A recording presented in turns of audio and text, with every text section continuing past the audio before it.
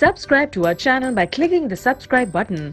Click the bell button and enjoy the latest uploads from our channel.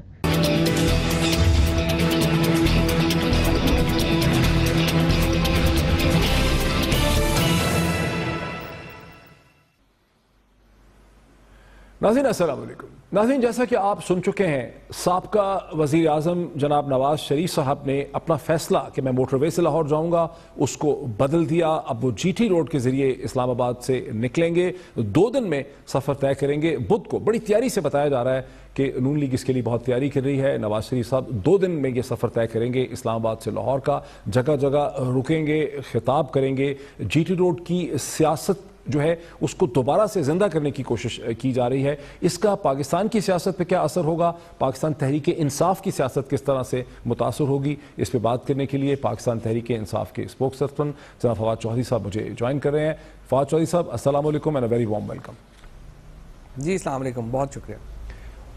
Fawad Chaudhary साहब, अगर मैं ये कहूँ कि नवाज शरीफ साहब डिस्क्वालीफाई होने के बाद पहले से ज़्यादा बड़ी सियासी ताकत बन चुके हैं, यही चीज़ हमने कल इमरान खान साहब से भी पूछी, वो एग्री नहीं करते।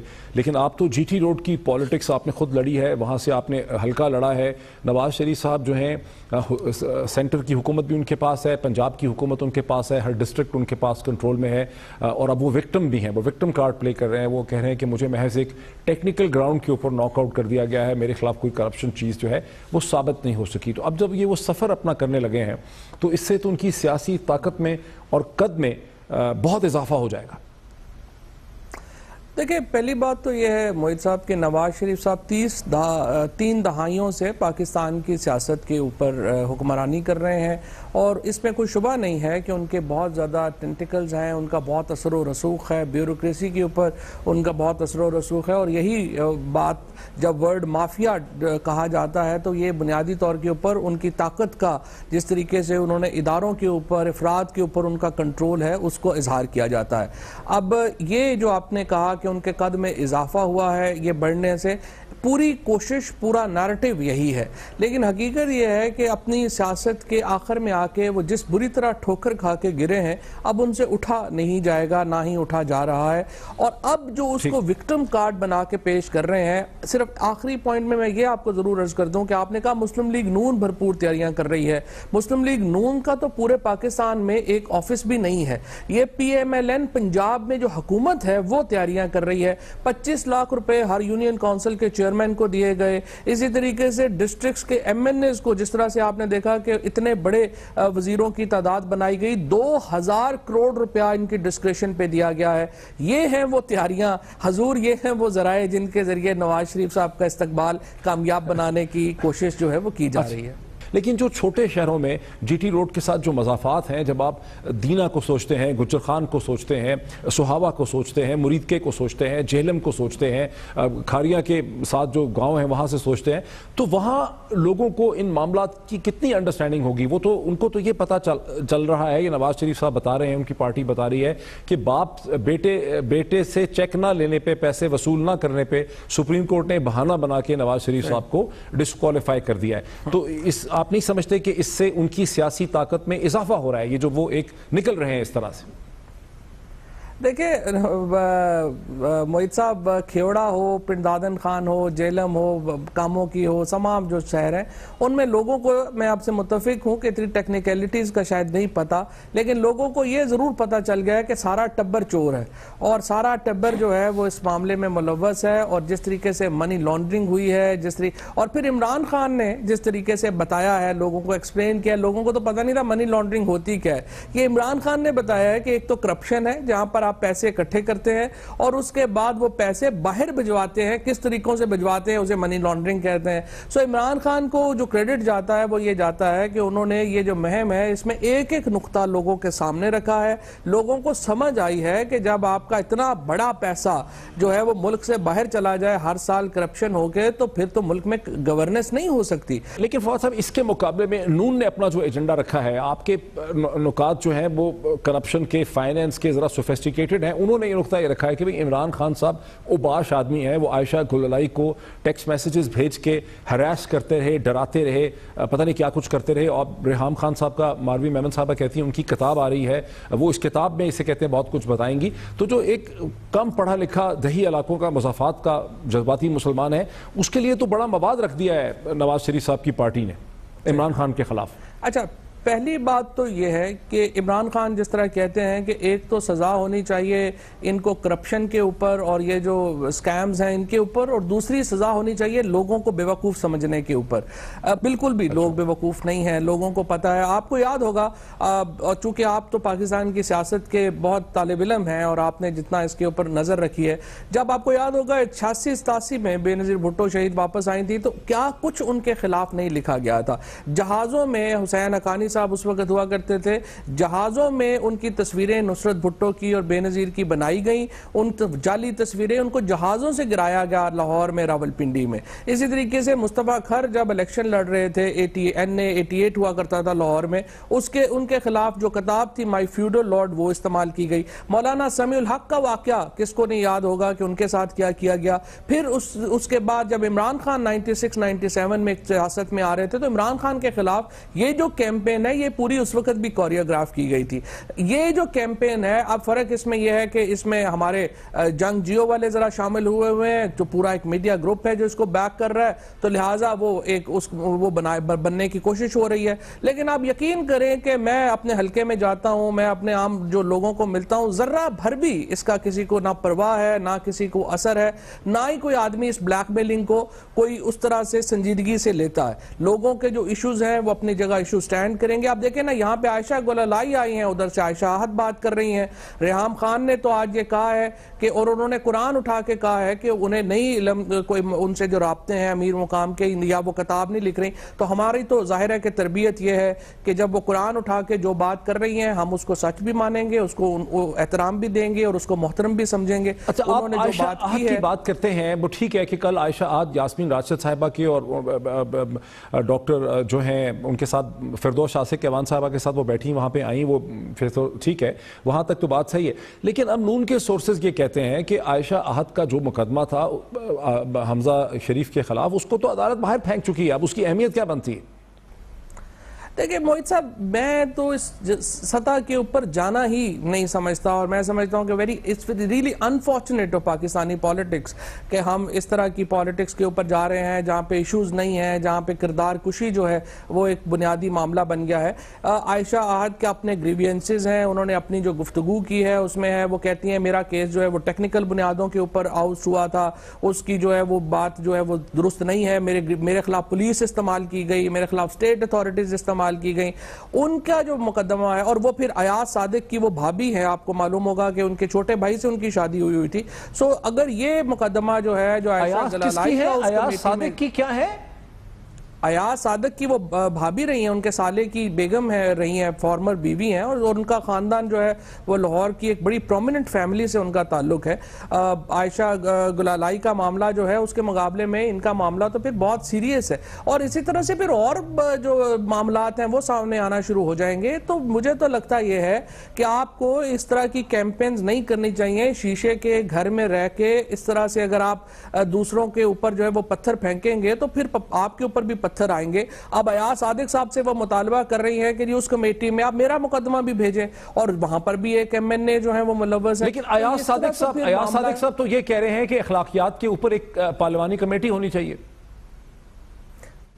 کمیٹی ہونی چاہیے, لیکن اس کمیٹی میں دیکھیں نا, آپ کے جو اخلاقیات کا مطلب یہ بھی تو آپ نے بلیک میلنگ اور ہیرسمنٹ میں بھی فرق کرنا ہے. اگر آپ ہیرسمنٹ کر رہے ہیں تو پھر, اور بلیک میلنگ کر رہے ہیں تو پھر اس کے اور کانسیکوینسز ہیں, ہیرسمنٹ کر رہے ہیں تو اور کانسیکوینس. آپ دیکھیں کہ یہ کیس جو عائشہ گلالئی کا کب آیا, جب عمران خان ایک بہت بڑی کامیابی عدالت سے لے چکے تھے, جب نواز شریف اور ان کی جو فیملی کے مقدمات ہیں وہ کھلنے جا رہے تھے, ڈسکشن ان کیسز کے اوپر ہونی تھی, بات ہونی تھی, اسی وقت عائشہ گلالئی سامنے آ گئی. تو کیا لوگوں کو سمجھ نہیں آ رہا, کیا لوگ اتنے پاگل ہیں کہ ان کو ٹائمنگ سمجھ نہیں آ رہی کہ عائشہ گلالئی کس وقت بولی ہیں اور کیوں بولی نہیں, اور ایک دن پہلے وہ عمران خان سے NA1 کا ٹکٹ مانگ رہی ہیں اور انہوں نے اب اس کو وہ بھی مانا. دونوں عائشہ اس کی بات سے نکل کے بلاول بھٹو پہ آ جاتے ہیں. بلاول بھٹو نے بڑی اپنی پریس کانفرنسز میں, بریفنگز میں, جلسوں میں جو باتیں کہی ہیں وہ میں ذرا آپ کو تھوڑی سی سناؤں, اس پہ میں آپ کا رد عمل لینا چاہتا ہوں. خان صاحب کہاں ہے آپ کی تبدیلی؟ نیا نیا نیا کیا نیا کر دیا ہے آپ نے؟ کہاں ہے نیا خیبر پختونخوا؟ آپ کے وزیر اعلیٰ پر کرپشن کے الزامات ہیں. کہا جا رہا ہے کہ خیبر پختونخوا کے ٹھیکوں سے عمران خان کا کچن اور ترین کا جہاز چل رہا ہے. سنو چاچا سنو, 2018 میرا پہلا الیکشن اور آپ کا آخری الیکشن ہو. عمران خان صاحب کے بارے میں بلاول بھٹو یہ کہہ رہے ہیں فواد چودھری صاحب کہ 2018 میرا پہلا اور آپ کا آخری الیکشن ہوگا اور خیبر پختونخوا کے ٹھیکوں سے آپ کا بنی گالا کا کچن اور جہانگیر ترین کا جہاز چل رہا ہے. دیکھیں, بلاول بھٹو صاحب ایک علاقائی پارٹی کے سربراہ ہیں, ایک انٹیریئر سندھ کی پارٹی ہے جس کے وہ سربراہ ہیں. اس سے زیادہ ان کی باتوں کی اہمیت نہیں ہے. وہ ایک طریقہ یہ ہوتا ہے کہ آپ اپنے سے بڑے جو لیڈر ہیں آپ بلاول بھٹو کو اب نیشنل لیڈر نہیں مان رہے اس وقت پاکستان کا. میرا تو خیال ہے کہ پیپلز پارٹی جو ہے اس میں صرف وہ ریڈیوس ہو گئی ہے انٹیریئر سندھ تک, وہ اربن سندھ میں بھی پارٹی نہیں رہی ہے. اور بہتر ہوگا کہ اگر وہ اپنی پارٹی کو پہلے بلڈ کریں اور ایک PTI جس طرح سے ایک پورے چاروں صوبوں میں ہے, اس کا ایک قد ہے, اس کے قد کے برابر آئیں تو پھر تنقید کرتے وہ اچھے لگیں گے. فی الحال تو جو پیپلز پارٹی ہے وہ ایک علاقائی پارٹی ہے اور انٹیریئر سندھ کا پوائنٹ آف ویو وہ دے سکتی ہے, اس سے بڑھ کے اس کی کوئی اہمیت نہیں ہے. لیکن یہ جو وہ کہہ رہے ہیں کہ بھئی کرپشن کا وہ الزام لگا رہے ہیں کہ خیبر پختونخوا کے, ایک تو وہ کہہ رہے ہیں کہ نیا پاکستان کہاں ہے, کہاں نیا نیا نیا کہاں ہے نیا پاکستان, پھر وہ کہہ رہے ہیں کہ خیبر پختونخوا کے ٹھیکوں سے بنی گالا کا کچن, وہ تو کبھی گئے ہی نہیں ہیں. خیبر پختونخوا کبھی گئے بھی نہیں ہیں, ان کو پتہ بھی نہیں, ان کے لوگ بھی وہاں پہ نہیں ہیں جو ان کو بتا سکیں کہ خیبر پختونخوا میں کیا ہوا ہے کیا نہیں ہوا.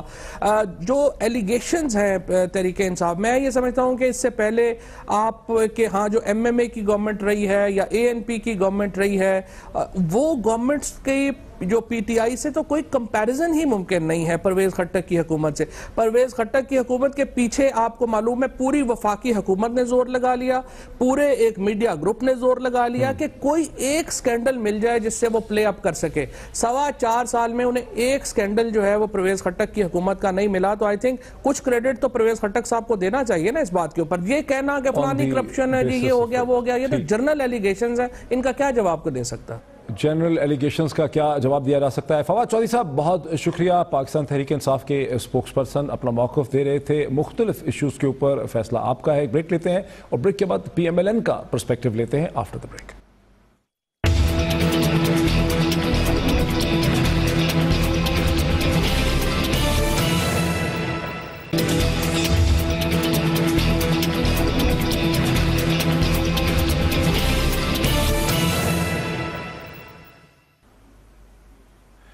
ناظرین ویلکم بیک.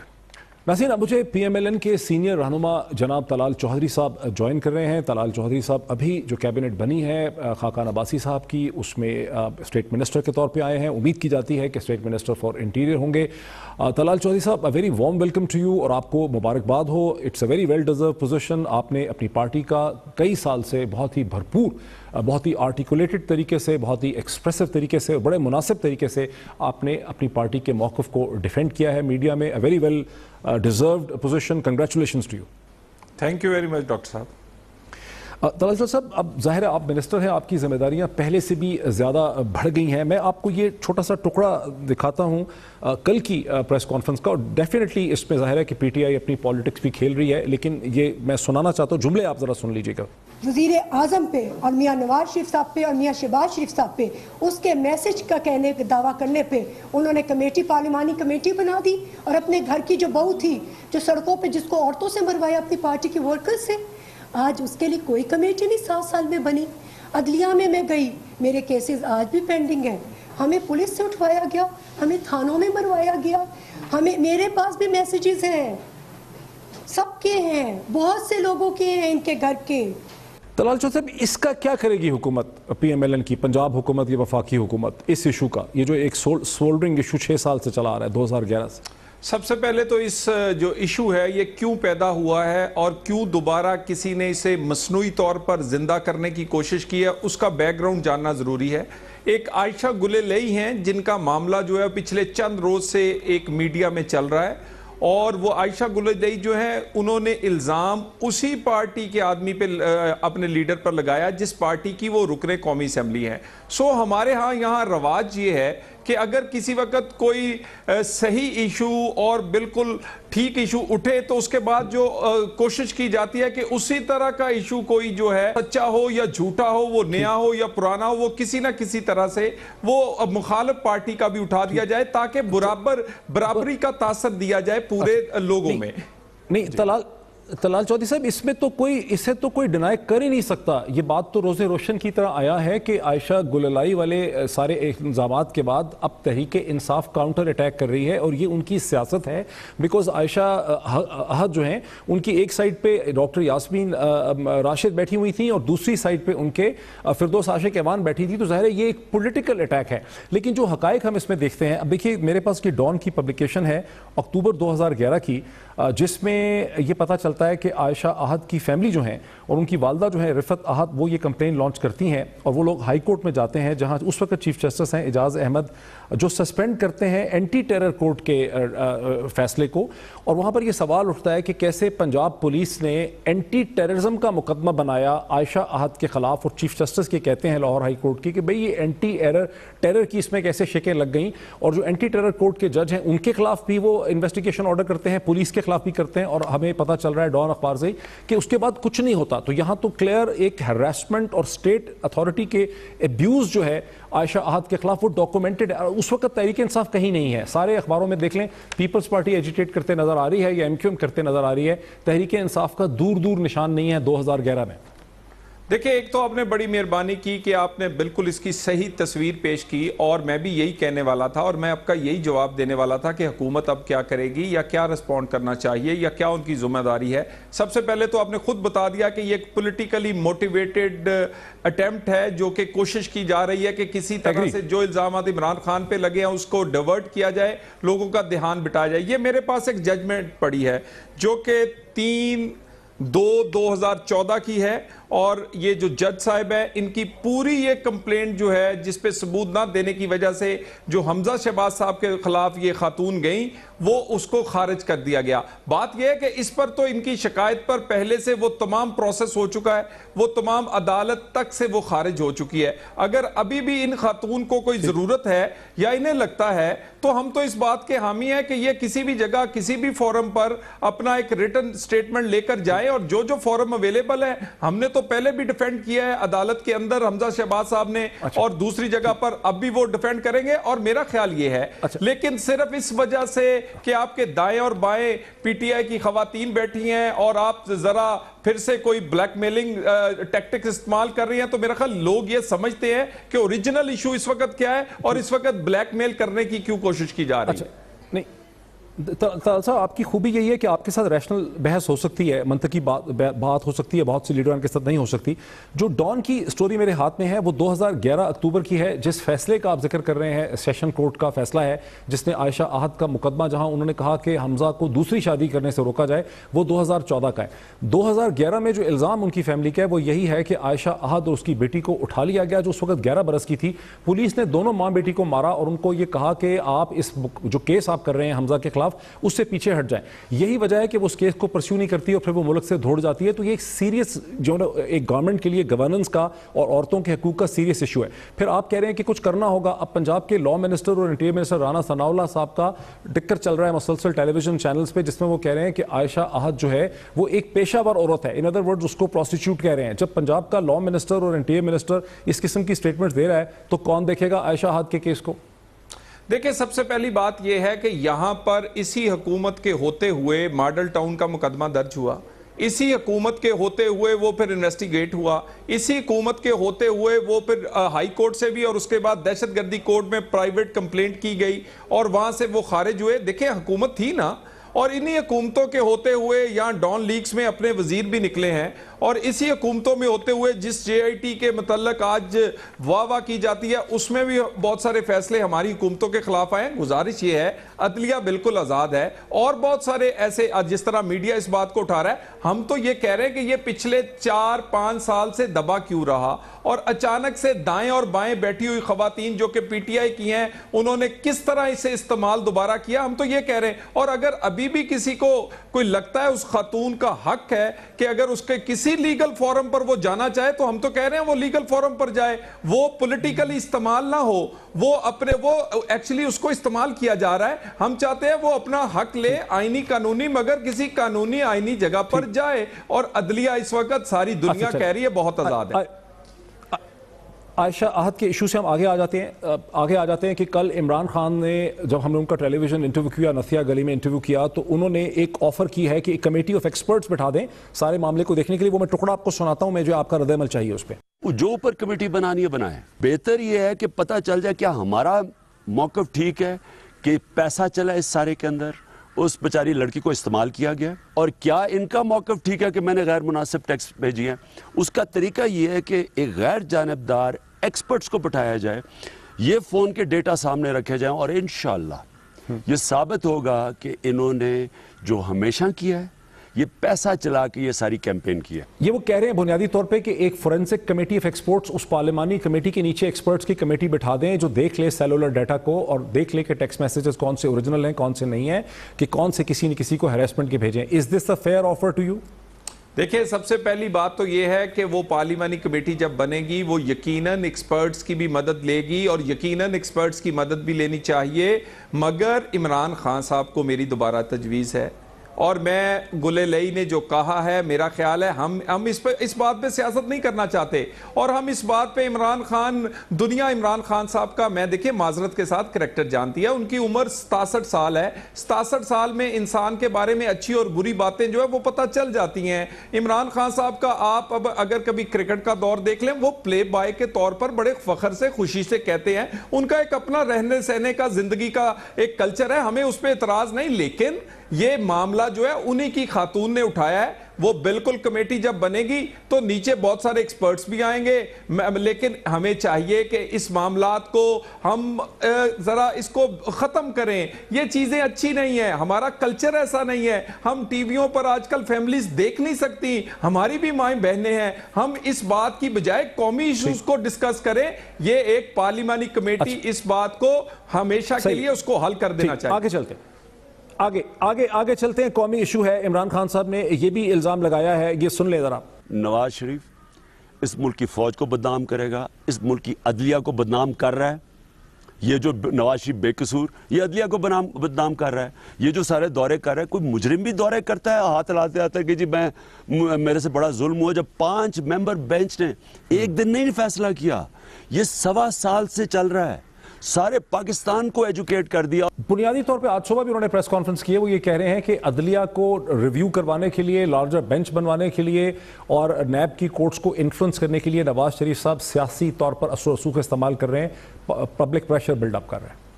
دیکھیں, ایک تو سب سے بڑی عدالت اور سب سے بڑا فیصلہ عوام کا ہوتا ہے. اسی عوام کے فیصلے سے میاں نواز شریف اقتدار میں آئے تھے, اسی عوام کے فیصلے سے, اسی طرح کے ایک لانگ مارچ سے, اسی طرح کی تحریک سے یہ عدلیہ آزاد ہوئی ہے. تو وہ بھی عوامی پریشر, عوام کو یہ بالکل موقع ملنا چاہیے کہ جو فیصلے جو ہوئے ہیں کیا انہیں قبول ہیں یا نہیں. اور دوسری یہ ذرا یہ بات یہ کہہ رہے ہیں کہ میاں نواز شریف ایک مجرم ہے, ذرا میرا خیال انہوں نے دیکھا نہیں ہے اپنے آپ. وہ خود ایک اشتہاری ہیں, وہ عدالتی اشتہاری ہیں, وہ دہشت گردی کے کوڈ کے اشتہاری ہیں جن کی جائیداد ضبط ہونے کے لیے کہہ دیا گیا ہے. میاں نواز شریف پر تو انہوں نے جو کہا عدالت نے انہوں نے تسلیم کر لیا, وہ اپنے عہدے سے علیحدہ ہو گئے فوراً. وہ اگلے کیسز اگر کوئی آئیں گے تو وہ تو اسے بھی کہتے ہیں کہ وہ میں دیکھوں گا, لیکن ابھی تو وہ نظر ثانی وہ اسی عدالت میں کرنے جا رہی ہیں. انہوں نے عدالت کی قانون کی پاسداری عملی طور پر ایک متنازع جے آئی ٹی میں جا کر جس پر تحفظات ہے اس کے سامنے پیش ہو کر عملی شکل میں انہوں نے پروف کی, پھر انہوں نے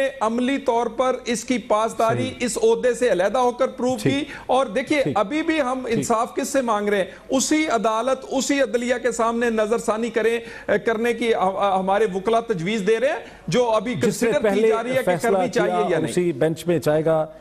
طلال چودھری صاحب بہت شکریہ. پی ایم ایل این کے سینئر رہنما، state minister, expectedly state minister for interior اپنا موقف دے رہے تھے. ابھی آپ نے سنا. ایک بریک لیتے ہیں اور بریک کے بعد دیکھتے ہیں کہ خطے کی جو صورتحال ہے، ہم داخلی معاملات پہ تو نظر رکھی لیکن خطے کی صورتحال کس طرف کو جا رہی ہے. After the break.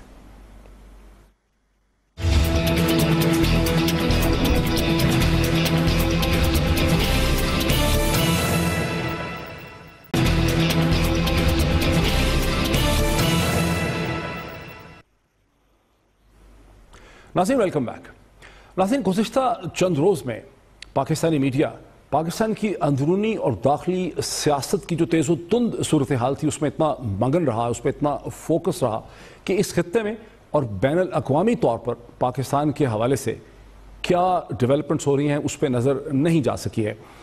امریکہ کے national security adviser general McMaster نے حال ہی میں ایک سٹیٹمنٹ دی ہے گزشتہ 24 گھنٹوں میں، جس میں انہوں نے وارن کیا ہے پاکستان کو. اور یہ وارننگ انہوں نے امریکہ کے صدر ڈونلڈ ٹرمپ کے بہاف پہ دی ہے کہ پاکستان کو اپنی پیراڈاکسیکل پالیسیز جو ہیں انہیں ترک کر دینا چاہیے. پیراڈاکس ایک ایسا انگریزی زبان کا اور سائنس کا لفظ ہے جس کا اردو میں کوئی آسان ترجمہ نہیں ہے. آسانی میں تو کہہ سکتے ہیں کہ متضاد پالیسیز کو ترک کر دینا چاہیے، لیکن متضاد اس کی ایگزیکٹ ٹرانسلیشن نہیں ہے. وہ کہنا کیا چاہ رہے ہیں، اس کی امپلیکیشنز کیا ہیں، اور خواجہ آصف صاحب جو اب پاکستان کے فورن منسٹر ہیں ان کے لیے کس قسم کے چیلنجز ہوں گے اس حوالے سے، اس پہ بات کرنے کے لیے مجھے جوائن کر رہے ہیں وہاں سیٹلائٹ جناب ڈاکٹر معید یوسف جو کہ ایسوسیٹ وائس پریزیڈنٹ ہیں United States Institute of Peace کے. Very warm welcome to you doctor Moeed Yusuf. Thank you جی، بہت شکریہ. ڈاکٹر یوسف، یہ جو جنرل میک ماسٹر کی پوزیشن ہے اس کی اہمیت ہے کچھ، کیا اس کا مطلب ہے، کیا کہنا چاہ رہے ہیں؟ دیکھیے اہمیت معید اس لحاظ سے تو بالکل ہے کہ آپ کو معلوم ہے اب تو پریس میں بارہا آ رہا ہے کہ ٹرمپ ایڈمنسٹریشن کے اندر جو ہے وہ اتفاق نہیں ہے کہ افغانستان یا اس خطے کے حوالے سے آگے کس طرح بڑھنا ہے. تو ان کا یہ کہنا کہ یہ امریکہ کے صدر کی جانب سے ایک پیغام ہے بہت اہم ہے، اور جو وہ بات میرا خیال ہے باور کرانا چاہ رہے ہیں وہ یہ ہے کہ اس میں وہ اندرونی تضاد والا معاملہ سے ہٹ کے یہ بات امریکہ کے صدر، نیشنل سیکیورٹی ایڈوائزر، گویا کہ اسٹیبلشمنٹ کی جانب سے ایک میسج آ رہا ہے پاکستان کو. تو اس لحاظ سے یہ اہم ہے. وہ یہ کہنا چاہ رہے ہیں کہ امریکہ کی پالیسی عمومی طور پہ یہ بات دہرا رہی ہے کہ پاکستان کا جو یہ اب تضاد پالیسی پیراڈاکسیکل کی بات کر رہے ہیں، بنیادی طور پہ حقانی نیٹ ورک طالبان کا معاملہ ہے، وہ جو ان کو سیف ہیونز کی بارہا بات ہوتی ہے، یہ وہی اسی پیغام کا. اس میں تو کوئی نئی بات نہیں ہے، لیکن اس میں بات تو سبسٹینٹیولی کوئی نئی نہیں ہے، یہ تو پرانی باتیں ہیں. بالکل پرانی باتیں ہیں، لیکن اس وقت تبدیلی یہ ہے کہ پچھلے کچھ ہفتوں میں بارہا یہ بات آئی ہے کہ واشنگٹن میں افغانستان کی پالیسی آگے نہیں بڑھ رہی، ان میں معاملات جو ہیں وہ اتفاق کی بجائے وہاں پہ اور زیادہ تضاد ہو رہا ہے. تو جو ریجن ہے پاکستان، روس، ایران، ہندوستان، وہاں خدشہ یہ ہے کہ کہیں وہ یہ نہ سمجھے کہ کوئی پالیسی نہیں بنے گی اور افغانستان کا معاملہ جو ہے وہ اب اپنی اپنی پالیسی سے چلایا جائے. اس لیے یہ بات اہم ہے کہ ڈاکٹر یوسف لیکن ساتھ ہی بہت سے تیز و تند ایسے آرٹیکلز اپیئر ہو رہے ہیں مغربی ذرائع ابلاغ میں، امریکہ میں اور خود برطانیہ میں، جو بار بار یہ کہہ رہے ہیں کہ افغانستان میں اب اس جنگ کو جیتنے کا کوئی طریقہ نہیں ہے، اس کو ایبنڈن کرنا چاہیے، باہر نکلنا چاہیے. دیکھیے یہ بات تو بالکل درست ہے کہ افغانستان کے جو حالات ہیں وہ سب کے سامنے ہیں. بارہا امریکی جو آفیشلز ہیں انہوں نے بھی یہ بات کی ہے. تو ڈونلڈ ٹرمپ صاحب کو کوٹ کیا گیا ابھی پچھلے ہفتے ایک آرٹیکل میں کہ وہ کہہ رہے ہیں ہم جنگ ہار رہے ہیں. یہ تو ایک بات ہو گئی. مسئلہ یہ ہے کہ یہ کہنا آسان ہے کہ جنگ کو ایبینڈن کر دینا چاہیے. اگر امریکہ ایبینڈن کر کے واقعی وہاں سے تمام فوجیں، تمام اپنی انویسٹمنٹ نکال لے تو افغانستان تو اگلے ہفتے کے اندر خانہ جنگی کی طرف جا سکتا ہے. اس کا سارا ملبہ صرف افغانستان نہیں، پاکستان، تمام ریجن پہ آئے گا. تو یہ بات ذرا ہمیں تھوڑی سی ٹھہر کے سوچنا ہوگی کہ واقعتاً اگر امریکہ، فرض کیجئے ابھی یہاں سے کل ایک سٹیٹمنٹ آئے کہ ہم یہاں سے جا رہے ہیں مکمل طور پہ، تو پاکستان سے زیادہ نقصان میرا خیال ہے کسی ملک کا نہیں ہے. اس لیے تھوڑا سا تحمل سے ہمیں یہ کام لینا ہوگا. بالکل اس میں کوئی شک نہیں کہ جنگ کے حالات ٹھیک نہیں ہیں، طالبان جو ہیں وہ مضبوط سے مضبوط تر ہوتے جا رہے ہیں، اور امریکہ اور اس خطے کو کوئی نہ کوئی حکمت عملی نکالنی ہوگی اگر اس جنگ کا رخ موڑنا ہے. لیکن فوری طور پہ ایک پریسیپٹس وڈرال اور فوراً بھاگ جانے والا جو معاملہ ہے وہ کہنے کی حد تک تو ٹھیک ہے، لیکن اس میں بہت بڑا نقصان ہوگا اس خطے کو. अच्छा, अब देखिए कांग्रेस ने जो नई पाबंदियां लगाई और जो कोएलिशन सपोर्ट फंड था $900 मिलियन का, उसको उन्होंने रिसेंड करके काट के $600 मिलियन किया। उसके बाद जो बाकी $50 मिलियन रहते थे जो उन्होंने पे करने थे पाकिस्तान को, वो भी पे नहीं किए। $900 मिलियन का जो कोएलिशन सपोर्ट फंड था वो अब सिमट के महज $500 मिलियन का जो है वो रह गया है, $550 मिलियन का रह गया है। कुछ पाकिस्तान से भी ऐसी आवाज़ें उठती हैं, जैसे CRSS के जो चीफ एग्जीक्यूटिव हैं इम्तियाज़ गुल साहब, उन्होंने एक पीस लिखा जो बहुत पढ़ा गया, जिसमें उन्होंने कहा कि पाकिस्तान की हुकूमत को खुद से CSF को रिफ्यूज़ कर देना चाहिए, बिकॉज इसी के ज़रिए, यही वो स्टिक है जिसके ज़रिए अमेरिका पाकिस्तान को ब्लैकमेल करता है। अब आप कैसे देखते हैं, यहाँ पहली दफ़ा पाकिस्तान में ख्वाजा आसिफ साहब बहुत अरसे के बाद जो डिमांड थी अब सबकी कि एक फॉरेन मिनिस्टर होना चाहिए, अब एक फुल फ्लेज फॉरेन मिनिस्टर भी अपॉइंट हो गए नई कैबिनेट में, तो ये किस किस्म का चैलेंज है CSF का और हमारे फॉरेन मिनिस्टर के लिए? आपने 2-3 बातों को इसमें टच किया है। पहली बात तो मैं अमेरिका की इस पॉलिसी की काफ़ी तनकीद करता रहा हूँ वाशिंगटन में कि ये जो असिस्टेंस वाला मामला है, कभी 50 मिलियन कभी 300 मिलियन, इससे अमेरिका की अपनी लेवरेज पाकिस्तान पे कम होती है। तो ये बारहा वहाँ बहुत सी अब एक फ्रस्ट्रेशन है पाकिस्तान के हवाले से, नैरेटिव ऐसा मनफी है, बहुत से लोग हैं जो पुश कर रहे हैं कि जी कम से कम इनकी ये इमदाद तो बंद करें, और कुछ नहीं होता तो ये हमारा कुछ करते तो है नहीं। मेरे नज़दीक ये अमेरिका के हक में नहीं है पॉलिसी। दूसरी तरफ आपने इम्तियाज़ गुल साहब के इस जिक्र किया आर्टिकल का, मैं उससे भी मुत्तफिक नहीं हूँ। देखिए, ये कहना कि आप ख़त्म कर दीजिए, आप कहें जी आप अपने पास रखिए, अमेरिका ब्लैकमेल कर रहा है, अमेरिका और पाकिस्तान का ताल्लुक अगर टूटता है, अफगानिस्तान को तो जो नुकसान है सो है, पाकिस्तान और अमेरिका को भी बहुत नुकसान है, तो दोनों मुमालिक को कोई ना कोई रास्ता निकालना है आगे चलने का। ना मैं इस बात का हामी हूं कि, लेकिन जो इम्तियाज गुल कहते हैं कि लेवरेज, वो कहते हैं कि लेवरेज अमेरिका इस्तेमाल करता है, स्टिक इस्तेमाल करता है, ब्लैकमेल करता है, वो नहीं आप समझते कि अगर हम एड लेना, एड तो है भी नहीं कोएलिशन सपोर्ट फंड, लेकिन पैसे लेना अगर आप बंद करेंगे, रीइंबर्समेंट खुद ही से इनकार कर देंगे, तो आप कम से कम बेहतर तौर पर अपनी फॉरेन पॉलिसी कंडक्ट कर सकेंगे? देखिए, पहली बात है कि खुद से हमने ना कभी इनकार किया है ना करेंगे, ये भी हकीकत है, इसको समझ लें। दूसरी बात यह है कि कोलिशन सपोर्ट फंड का अमाउंट इतना कम है कि उसको ख़त्म करने या बढ़ाने से लेवरेज का मामला नहीं है। लेवरेज बनती है अगर आपकी इक्तिसादी पॉलिसी, मायाशी पॉलिसी जो है वो मुकम्मल तौर पर इंडिपेंडेंट हो, तो वो तो इंडिपेंडेंट हो नहीं सकती। आप अपनी बोरोइंग का हाल देखें, अगर आपकी इकॉनमी में जो इस वक्त हालात, अगर और ये पॉलिटिकल अनसर्टनी चलती रही और अगर आपको दोबारा फ़र्ज कीजिए IMF के पास जाना पड़ा, लेवरेज तो वहाँ से बनती है। ये छोटी इमदाद, CSF, रीइंबर्समेंट, इससे को खातिर खा ना उनको लेवरेज मिलती है ना खत्म करके पाकिस्तान को मिलेगी। एक बात मैं और कर दूं, आपने बहुत अहम नुक्ते पे अपनी उंगली रखी है, ये फॉरेन मिनिस्टर वाली, बिल्कुल दुरुस्त है। बहुत देर से फौज बड़े ओपनली कह रही थी कि आप फॉरेन मिनिस्टर लगाएं, मेरे नजदीक ये मतलब नहीं था उस ओहदे का। मुझे लगता है मामलात और बिगड़ेंगे मोहित, क्योंकि ख्वाजा आसिफ साहब पहले डिफेंस मिनिस्टर थे, सबको पता है कि उनके ताल्लुकात जो हैं वो किस तरह के हैं फौज से, शायद बातचीत भी नहीं होती कम से कम जो पढ़ने में नजर आता है। तो मुझे लगता है कि और ज्यादा एक दरार पड़ जाएगी फॉरेन पॉलिसी जो सिविलियंस चलाना चाह रहे हैं और जो फौज जिस हद तक अहम है और कंट्रोल करती है। तो ये भी बड़ा जरूरी है कि अब एक नुक्ता चीनी इनफरादी चॉइस पे ना शुरू हो जाए कि जी ये ठीक नहीं वो ठीक होते, और मिल के सिविल और मिलिट्री काम करें। डॉक्टर यूसुफ, मैं बिल गेट्स बनना चाहता हूं, मैं स्टीव जॉब्स बनना चाहता हूं, ख्वाहिश और कैपेसिटी के दरमियान बहुत ज़्यादा फ़र्क है। जब कहते हैं सिविलियंस फॉरेन पॉलिसी चलाना चाह रहे हैं, you and I R serious students of international relations. Foreign policy किसी वैक्यूम में तो ऑपरेट नहीं करती। पाकिस्तान की ये जो नवाज शरीफ साहब की यानी पार्टी है, ये क्या फॉरेन पॉलिसी चलाना चाह रही है, उसके क्या खद्दोखाल होंगे जो हकीकत के अंदर कहीं फिट होंगे और उसका डिविडेंड होगा? आपको क्या समझ आती है कि क्या ये करेंगे जिसके डिविडेंड्स निकल सकेंगे लॉन्ग टर्म? नहीं, देखिए दो बातें इनको अलहदा कर लें। पहली बात है कि सिविलियन हुकूमत जो है क्या पॉलिसी बनाना चाहती है, उसमें नवाज शरीफ साहब की विजन कम अज़ कम बिल्कुल वाज़ेह थी, रीजन के हवाले से, हिंदुस्तान के हवाले से, अफगानिस्तान के हवाले से ताल्लुकात बेहतर करने के। फिर आती है बात कि असल में इम्प्लीमेंट क्या होना है। उसमें देखिए फ़ौज का असर और रसूख जो है वो अफगानिस्तान पॉलिसी पे, इंडिया पॉलिसी पे, अमरीका पॉलिसी पे, वो एक हकीकत है। जब तक सिविलियन और फौज आपस में मिल के फैसला नहीं करेंगे कि आगे चलना किस तरह है, आखिर अगर यही लड़ाइयां चलती रहीं कि कौन सा बंदा ठीक फॉरेन मिनिस्टर होगा कि नहीं होगा, कितनी पॉलिसी कहां से बनेगी, तो फिर मुझे यह समझाइए कि کس منہ سے آپ یہ بات کرتے ہیں یا میں یہ بات کرتا ہوں کہ پاکستان کی فورن پالیسی میں یہ چیزیں اہم ہیں, اس طرف جانا چاہیے. یہ وہی مسئلہ ہے جو واشنگٹن میں اندرونی تضاد ختم کرنا ضروری ہے. دیکھیے یہ بات کہنا کہ ایک صحیح ہے یا ایک غلط ہے, سویلین کا فوج غلط, فوج کا سویلین غلط, اس سے مجھے آپ کو کوئی فائدہ نہیں ہے. اگر پاکستان کی پالیسی کلیئر ہوگی تو دنیا سے آپ بات کریں گے. اگر امریکہ کی پالیسی کلیئر ہوگی تو امریکہ یہاں پہ باور کرائے گا پاکستان کو کہ افغانستان کو کیسے بچانا ہے. اس وقت معاملہ یہ دونوں طرف اگر کلیئرٹی نہیں آئے گی تو معاملہ خراب ہوتا جائے گا. بہت شکریہ. ڈاکٹر معید یوسف کے سمجھا رہے تھے کہ نہ واشنگٹن میں کوئی کلیئرٹی ہے کہ خطے کے حوالے سے فورن پالیسی کیا ہونی چاہیے, نہ ہی پاکستان میں کوئی یونینمٹی ہے, کوئی کنسنسس ہے کہ فورن پالیسی کیا ہونی چاہیے. اسی پہ بات کا اختتام کرتے ہیں. فیصلہ آپ کا. اگلے ہفتے پھر آپ سے ملاقات ہوتی ہے. بہت شکریہ.